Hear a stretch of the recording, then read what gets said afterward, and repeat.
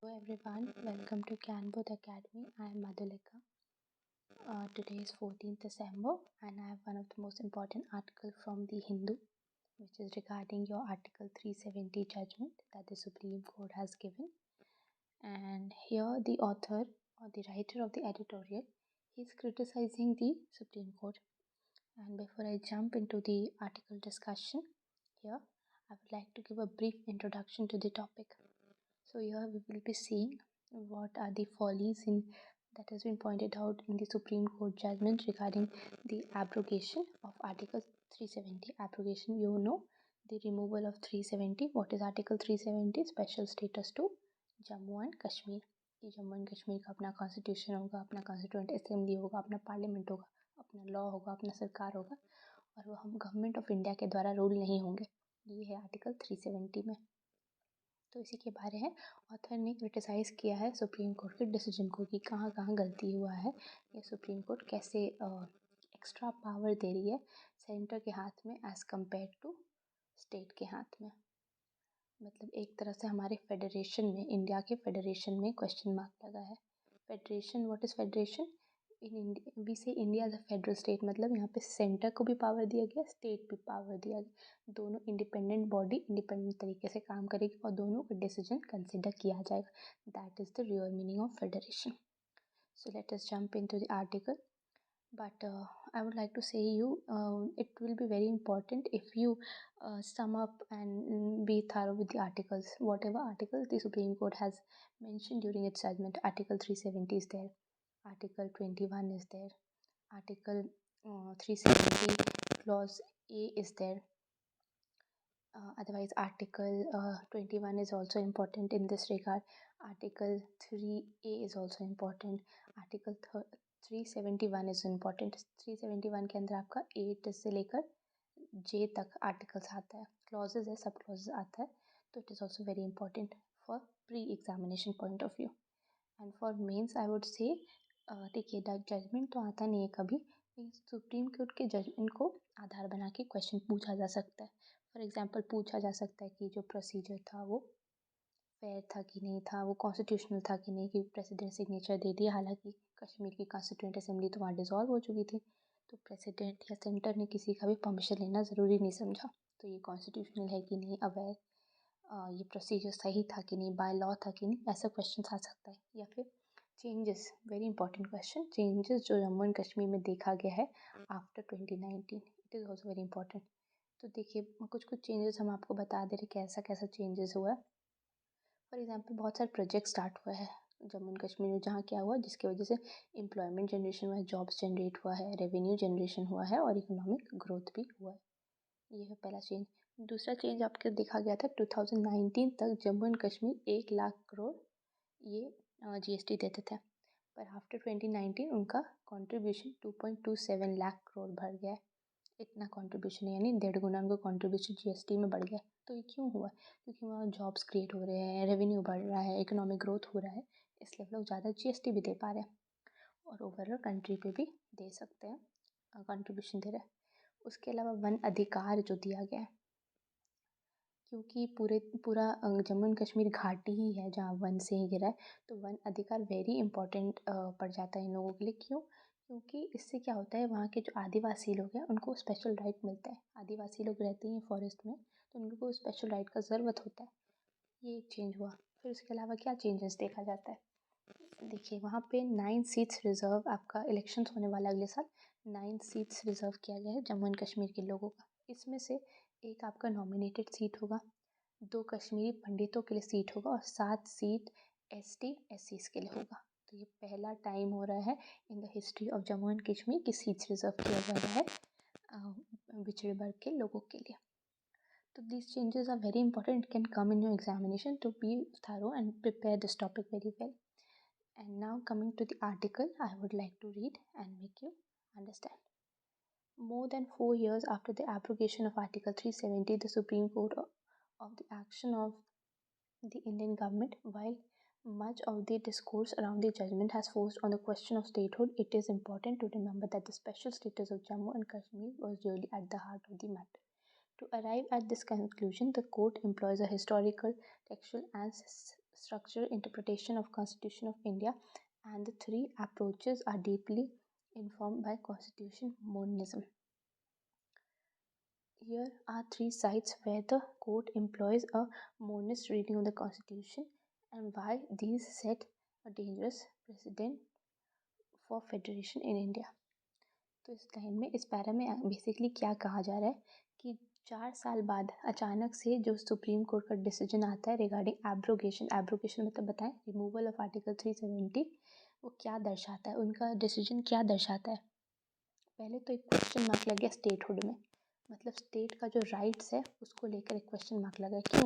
क्योंकि देखिए हम लोग इसी जो बीजेपी हटाई है आर्टिकल को, तो किसी से पूछना, यानी कश्मीर के कॉन्स्टिट्यूएंट असेंबली वहाँ पे तो डिज़ोल्व हो गई थी, तो उससे पूछना वो लोग ज़रूरी नहीं समझे, अपने मन से सेंटर ने वहाँ से special status Jammu and Kashmir का वो लोग ले लिए।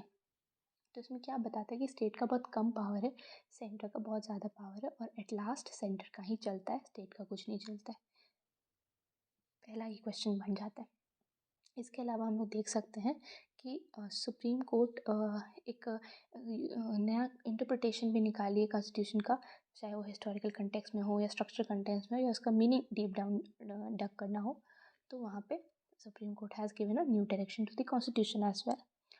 प्लस ऑथर जो राइटर है इस एडिटोरियल को, वो कहते हैं ये एक डेंजरस थिंग है। डेंजरस क्यों है? क्योंकि हमारे फेडरेशन में क्वेश्चन मार्क लगा है, फेडरेशन में क्वेश्चन मार्क बार बार बता रहे हैं। फेडरेशन मतलब क्या होता है? जहाँ सेंटर भी एग्जिस्ट करती है और स्टेट भी एग्जिस्ट करता है, दोनों का अपना राइट्स है, दोनों का से होता है, दोनों का अपना इंडिपेंडेंट चॉइस होता है, वो होता है फेडरेशन। पर यहाँ पे क्यों बोला जा रहा है फेडरेशन पे हम लोग का दाग लग गया या फिर डेंजर हुआ है? क्योंकि क्या हुआ कि जैसे सेंटर ने डिसीजन लिया कि आर्टिकल 370 हटाना है कश्मीर से, यानी स्पेशल स्टेटस लेना है, उस समय कश्मीर में क्या चल रहा था? स्टेट इमरजेंसी, जिसको हम लोग बोलते हैं प्रेसिडेंट रूल चल रहा था। प्रेसिडेंट रूल के तहत क्या होता है कि वहाँ की गवर्नमेंट को हटा दिया जाता है। तो यहाँ पे कॉन्स्टिट्यूएंट असेंबली डिसॉल्व हो गया था कश्मीर का। क्यों? क्योंकि वहाँ स्टेट इमरजेंसी या फिर प्रेसिडेंट रूल लगा हुआ था। तो क्या हुआ, जैसे ही प्रेसिडेंट का साइन लगा, हम लोग के देश के प्रेसिडेंट, भारत के प्रेसिडेंट का साइन लगा एक्ट में कि इस एक्ट आर्टिकल 370 को रिमूव करना है, वैसे ही वो लोग तुरंत डिसीजन ले लिए center, without even consulting Kashmir people of the Kashmir और the constituent assembly. Constituent assembly तो था ही नहीं, तो किसको कंसल्ट करते? ये लोग डायरेक्ट एनफोर्स कर दिए। तो ये क्वेश्चन मार्क लग गया फेडरेशन में कि सेंटर बिना परमिशन के स्टेट के वो लोग ऐसा स्टेप ले लिए। तो this is the main crux. इसके अलावा बोल रहा है कि 3 वेज में हम लोग देखें कैसे court employs a monist reading of the constitution, मतलब डेंजर क्यों पड़ जाता है हमारे लिए सुप्रीम कोर्ट का डिसीजन।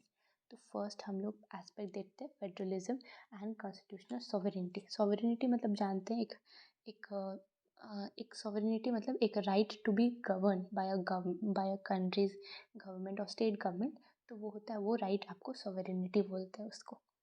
तो यह बोल रहा है the monism that is reflected in the judgment images the union constitution as the sole bearer of the internal and external sovereignty. While this may be true, Article 370 laid down an elaborate framework for the distribution of power and authority between the union and state government. This was affirmed by Jammu and Kashmir Constituent Assembly and not just as an interim measure pending total integration. The Basic Principle Committee's report, based on which the State Commission was drafted, stated the sovereignty of the states resides in the people, therefore, and shall except in regards to matter specifically entrusted to Union be exercised on behalf of various organs of the state. The state's legislature will have power to make laws for the state in respect of all matters falling within the sphere of residuary sovereignty. तो देखिए इसका meaning भी easy है। इसमें बताया जा रहा है कि जो जजमेंट आया सुप्रीम कोर्ट का, उससे ये पता चलता है यूनियन कॉन्स्टिट्यूशन या फिर सेंटर का जो पावर है वो बहुत सुप्रीम है एज़ कम्पेयर टू स्टेट का पावर। मतलब स्टेट गवर्नमेंट का जो भी बात हो, लेकिन सेंट्रल गवर्नमेंट जो बात बोल देते हैं वो लकीर का फकीर बन जाता है, वो अल्टीमेट बन जाता है। तो it is a sole bearer, मतलब ओनली बेयरर, स्टेट को नहीं कंसिडर कर रहा है, sole bearer of internal and external sovereignty. उसके अलावा बोला जा रहा है कि आर्टिकल 370 में एक और बात मेंशन है, it also talks about the distribution of power between the union and the state government. Article 370 में ये भी बोला है कि स्टेट गवर्नमेंट का भी अपना पावर होगा और यूनियन गवर्नमेंट का। लेकिन जब डिसीजन ये लोग लिए सेंट्रल के लोग यानी बीजेपी के लोग डिसीजन लिए इस आर्टिकल को रिमूव करने का, उस समय कोई स्टेट का राय नहीं लिया गया। स्टेट मतलब जम्मू एंड कश्मीर का राय नहीं लिया गया था। क्यों? क्योंकि वहाँ कॉन्स्टिट्यूंट असेंबली ही नहीं थी, वो तो डिसॉल्व हो चुकी थी, क्योंकि वहाँ पर स्टेट इमरजेंसी लगा था। इसीलिए वो लोग अपने मन से लागू कर दिए बिना किसी के परमिशन के लिए। उसके अलावा ये भी बोला गया है कि एक कमेटी बैठाया गया था और उसका कहना था दी उनका कहना था कि the sovereignty of the state resides in the people and therefore in regards to matters specifically entrusted to the union be exercised on the behalf of various organs of the state। तो ये जो special committee बैठाया गया था वो भी उनका भी कहना था कि नहीं, स्टेट का भी अपना सॉवेरेनिटी अपना इंडिपेंडेंस है, इंडिपेंडेंस से है, उनके बिना डिसीजन कैसे ले लिया गया। It is showing that union या फिर सेंटर को बहुत एक्सेप्शनल या अल्टीमेट पावर दिया गया है ओवर स्टेट्स। तो ये पूरा क्रक्स निकल के आता है। By focusing more on the particular concept of sovereignty, which requires no subordinate to another body, the court ends up refusing to recognize the shared sovereignty model of Article 370. After all, sovereignty in federal constitution is not binary concept restricted to simple is or isn't classification. Rather, it encompasses various dimensions and exists alone a spectrum of degrees. तो इसमें क्या बोला जा रहा है कि article 370 में shared सोवेरेनिटी का बात करें। शेयर्ड बिटवीन हो, between centre and the state, कि सेंटर का भी अपना आज़ादी होगा, स्टेट का भी, दोनों का राय होगा इतना बड़े टॉपिक में। जैसे फॉर एग्जांपल अगर आपको वहाँ पे कोई नया लॉ लाना है तो फिर दोनों का साथ में से होगा तभी होगा। पर जब बीजेपी ये आर्टिकल रिमूव करी थी तो क्या हुआ, सेंटर का अपना जो भी उन लोग को सही लगा वो लोग तुरंत एक्ट पारित करके लोकसभा में पास करके राज्यसभा में पास करके फाइनली प्रेसिडेंट का सिग्नेचर लेकर स्पेशल स्टेटस कश्मीर से हट जाता है 2019 में। और उस समय स्टेट का कोई से ही नहीं था, जबकि आर्टिकल 370 में मेंशन किया गया शेयर्ड सॉवेरेनिटी के बारे में कि दोनों का से होगा तभी ऐसा कुछ एक्शन लिया जाएगा। Let us read the next topic, the contingency of the president power. एक ये दूसरा सब हेडिंग आता है इसके अंदर। Another site where the court's monism operates in its reading of Clause 3, Article 370. The court rejects the argument that Article 370 has gained permanence after the dissolution of Constituent Assembly, as this is premised on the understanding that the constitution body had unbridled power to alter the constitution integration of the state and with the union. The court also relies on clause 3 to hold that clause 1 could be operated without the concurrence of state government, since the effect of applying all the provisions of the state constitution of Jammu and Kashmir through the existence of power under Article 370D is the same as issuing a notification under Article 373. तो इसमें बोला जा रहा है about the clause 3 of article 370। तो इसमें क्या mention है, इसमें ये बेसिकली मेंशन किया गया है कि हमारे जो सेंटर है वो कुछ मॉडिफिकेशंस कर सकती है आर्टिकल 370 में, मॉडिफिकेशन है कुछ चेंजेस कर सकती है आर्टिकल 370 में। प्लस इसका जो क्लॉज 1 है उसमें मेंशन किया गया है कि हमारे कॉन्स्टिट्यूशन के द्वारा, मतलब कॉन्स्टिट्यूशन ऑफ इंडिया के द्वारा ही जम्मू एंड कश्मीर के लोगों को रूल किया जाएगा। तो इन दोनों की आर्टिकल की मदद से ही ये लोग आर्टिकल 370 हटाए हैं। कौन लोग? बीजेपी 2019 में वो लोग हटाए थे, ये स्पेशल स्टेटस कश्मीर का रिमूव किए थे। तो कहने का मतलब क्या है कि कोर्ट क्या रिजेक्ट करती है, एक आर्ग्यूमेंट रिजेक्ट करती है या फिर एक कहना को एक्सेप्ट नहीं करती है कि आर्टिकल 370 परमानेंट है। उनका कहना था कि वो टेम्प्रेरी है। अगर आप आर्टिकल 21 देखेंगे तो वहाँ पे लिखा है टेम्प्रेरी एंड ट्रांजिशनल प्रोविजन। तो उसके अंडर ये लोग कहना का है, कोर्ट का मतलब है कि ये आर्टिकल ऑलरेडी टेम्प्रेरी था, तो हम लोग कोई पर्टिकुलर स्टेट को, हमारे देश के पर्टिकुलर स्टेट को स्पेशल स्टेटस क्यों दें, जबकि ये तो एक तरह का क्या हो गया, एक वॉर जैसा स्थिति भी क्रिएट कर सकता है। ये क्वेश्चनेबल है कि हमेशा से कश्मीर को स्पेशल स्टेटस मिले, बाकी लोग नॉर्मल की तरह ट्रीट हो बाकी स्टेट, तो ये गलत है। उनका ये भी कहना है। तो ये टेम्प्रेरी प्रोविजन था जो आज के टाइम पे हट जाना चाहिए, डिसॉल्व हो जाना चाहिए, ये ख़त्म हो जाना चाहिए। किसका हम लोग बात करें? आर्टिकल 370 या फिर स्पेशल स्टेटस टू कश्मीर, वो हट जाना ही चाहिए, ऐसा कोर्ट का एक्सेप्टेंस आया है। इसके अलावा बोला जा रहा है कि अनब्रिडल्ड पावर है किसके पास, सेंटर के पास। अनब्रिडल्ड मतलब अनलिमिटेड पावर सेंटर के पास दिखाया गया, जिसके फेवर ने सुप्रीम कोर्ट ने कहा कि हाँ, अगर सेंटर, मान लीजिए वहाँ पे कॉन्स्टिट्यूशनल असेंबली तो डिसॉल्व हो गया था कश्मीर में, तो सेंटर को अपने मन से वो लोग एक्ट पारित कर दिए बिना परमिशन लिए स्टेट का, बिना परमिशन लिए वो लोग क्या किए, लागू कर दिए इसको। तो इसको बोलते हैं अनब्रिडल्ड पावर, एक्सेसिव पावर होना स्टेट का ओवर द स्टेट्स, सेंटर का over the states. Again, in a constitutional democracy, no body or institution has unbridled power. Further, Clause 3 of Article 370 is primarily concerned with the relationship of the power and not just the status of the relationship of the power bearing entities. The provision to Clause 3 make it clear that the presidential power to abrogate Article 370 was contingent on the recommendation of Constitutional Assembly. तो इसमें बोला गया है कि देखिए, अगर हम लोग डेमोक्रेसी का बात करते हैं जहाँ सब लोगों का से होना चाहिए, सब लोगों का कहना मानना चाहिए, चाहे वो सेंटर हो, चाहे वो स्टेट हो, स्टेट गवर्नमेंट या सेंटर गवर्नमेंट हो। लेकिन इस समय देखा गया था, इस डिसीजन के तहत देखा गया था कोई दूसरा बॉडी या कोई दूसरा इंस्टीट्यूशन नहीं था उनके एक्ट को, उनका डिसीजन को क्वेश्चन करने के लिए। वो लोग का जो मन किया वो लोग कर दिया और कश्मीर को अपने अंडर ले लिया। तो क्या ये अनब्रिडल पावर दिखाता है किसका, सेंटर का। इसके अलावा जो क्लॉज 3 आर्टिकल 370 का, वो सॉवरेनिटी का तो बात करते ही हैं, प्लस इसमें ये भी बात किया गया about the relationship between the two powers. Two powers मतलब सेंटर के पास भी पावर है, स्टेट के पास भी पावर है, तो दोनों को मिल के कंबाइंड डिसीजन लेना होगा, जो इस दौरान नहीं लिया गया था रिमूव करने के दौरान। तो इट इज़ ऑल्सो टॉकिंग कि प्रेसिडेंट के पास भी बहुत एक्सेसिव पावर दिया गया हाथ में, कि उनके हाथ से एक साइन लगा without any recommendation of the constitution assembly. किसका constitution assembly, of Jammu and Kashmir, और उसको हम लोग अल्टीमेट मान के लागू कर लिए, जबकि वहाँ पे रिकमेंडेशन ही नहीं लिया गया था, ये कहना है। तो प्रेसिडेंट का भी एक्सेसिव पावर दिखाया गया है। As it is in nature of president power under clause 3 to be contingent on the Constitutional Assembly, this limitation does not die with the dissolution of the assembly.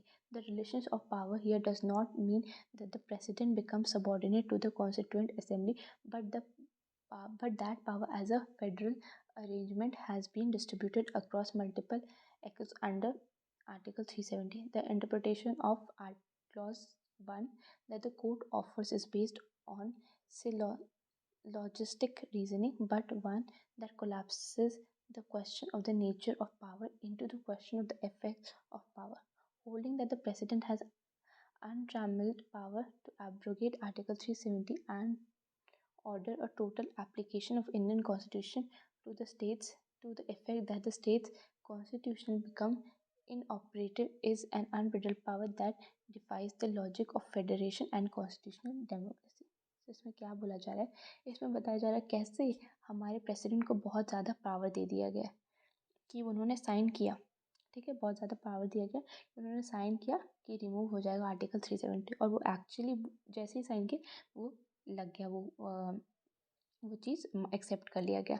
तो clause 1 के अंदर कि हम लोग Jammu and Kashmir Indian constitution द्वारा rule होंगे, ये लागू हो गया, ये लॉ हट गया उस लोग के यहाँ से। प्लस इसमें से ये भी दिखाया गया क्योंकि वो लोग अपने मन से कर दिए without the recommendation of constituent assembly. तो ये क्या है, क्वेश्चन मार्क है, एक क्वेश्चन मार्क हमारे फेडरलिज्म में, जहाँ पे स्टेट का कुछ बोलना ही नहीं है, सेंटर का जो मन करेगा वो लोग कर देगी, थोप देगी, और we have to accept it.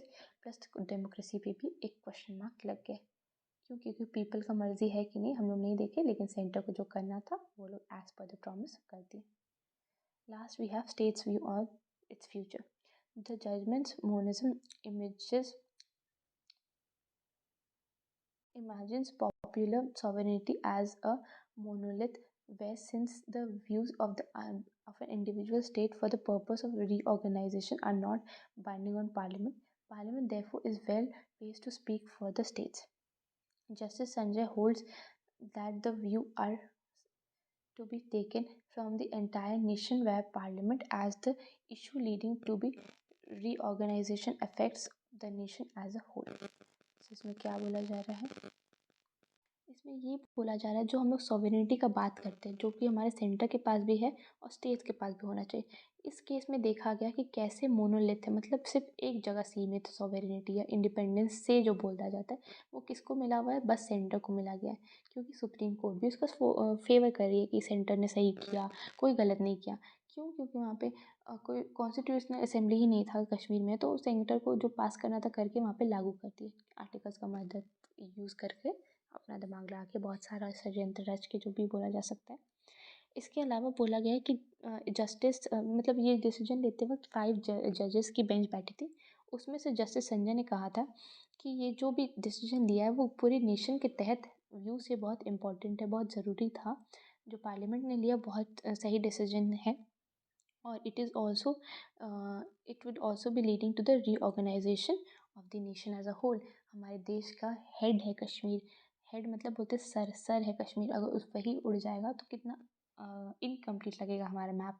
तो इसलिए बोलते रीऑर्गेनाइजेशन भी होगा, वो हमारे अंदर इंक्लूड होगा। कश्मीर को यूनियन टेरिटरी के रूप में एक्सेप्ट किया गया, प्लस उसको लद्दाख को सेपरेट भी कर दिया गया कश्मीर से, और लद्दाख को भी एक अलग यूनियन टेरिटरी को एक्सेप्ट किया गया है। तो ये सब सही माना गया है सुप्रीम कोर्ट के द्वारा, और सुप्रीम कोर्ट ये सब के फेवर में है। There are many sites within the constitution where a recommendatory power is vested in a body. Merely because the power may not be binding does not mean that the power can be taken over by another body, or that power need to be exercised, because at this as its heart lies the question of agency. The inevitable conclusion that one arrives at this popular sovereignty of the state's people, the state becomes subordinate to the popular sovereignty of the entire nation, the union as well as the states. This is particularly wrong in context of Jammu and Kashmir, where the threshold for reorganizing the state was historically much higher compared to the other states. तो इसमें क्या बोला जा रहा है, एक popular सॉवेरेनिटी का बात किया जा रहा है, मतलब जो सबसे मेन सॉवेरेनिटी या आज़ादी या अल्टीमेट से किसके पास है, सेंटर के पास। डिसीजन का सुप्रीम कोर्ट के डिसीजन से ऐसा लगता है। तो क्या होगा, जो भी डिसीजन सुप्रीम को ये सेंटर लेगी स्टेट्स पे वो अपने आप लागू हो जाएगा। स्टेट्स क्या होगा, उसके सबॉर्डिनेट होंगे। सबॉर्डिनेट मतलब क्या होता है, उसके अंडर काम करने वाले। तो क्या होगा, जो सेंटर का डिसीजन होगा उसके स्टेट के अंदर वो लागू हो जाएगा, उसके अंडर उनको मानना पड़ेगा, ऐसा माना जाता है। इसके अलावा बोला जाता है, ये बात बोला गया है कि पूरा पावर एक बॉडी के हाथ में दे दिया गया है। किसके हाथ में दे दिया गया, सेंटर का। स्टेट का कुछ नहीं है इसमें। उसके अलावा ये भी बोला गया है कि ये पूरा सिनेरियो एक वरीसम सिनेरियो है कश्मीर के कंटेक्स्ट में हम लोग देखें। क्यों? क्योंकि historically also we can compare it with other state, कि कैसे अदर स्टेट्स हैं उनको राइट मिला है, या फिर उनको उनके स्टेट गवर्नमेंट है वो सब बोलेंगे, लेकिन कश्मीर की तरफ से कोई नहीं होगा। सेंटर पूरी तरह से टेक ओवर कर चुकी है, तो उन लोगों का ही मर्जी से होगा, और कश्मीर के लोगों को उसको फॉलो करना होगा। तो दैट इज़ वन थिंग। ये वरी सब इसलिए भी है क्योंकि हम बोले ना पहले कि दो चीज़ में क्वेश्चन मार्क लग गया, फेडरेशन में प्लस डेमोक्रेसी में, इसलिए सबसे ज़्यादा वरीसम कंटेक्स है। By relying on the monist reading of the constitution in a context that defies monism, the court has not only upheld the abrogation of Article 370 but has also put in stamp of approval of resilencing and rendering inconsequently of the voice of the people of the former state of Jammu and Kashmir.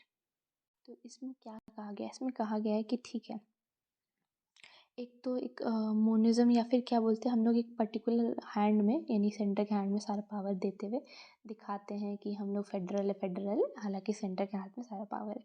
तो supreme court ने ये proof कर दिया कि हम लोग anti federal है, हम लोग एक्चुअली में नहीं फेडरल जैसे किताबों में मेंशन किया जाता है। प्लस वो एब्रिकेशन आर्टिकल 370 को राइट बताती है, प्लस उसको वो इस बात पर साइलेंट रहती है कि हम लोग मोनिज्म को दिखा रही है कि कैसे बस सेंटर के पास है पावर, बस सेंटर के पास है। इस पर सुप्रीम कोर्ट इज साइलेंट। हालांकि the voice of the people are becoming louder and they can question the government और द कोर्ट एज वेल। तो ये था आज का article. It is very important, you can go through it. Thank you and have a wonderful day ahead.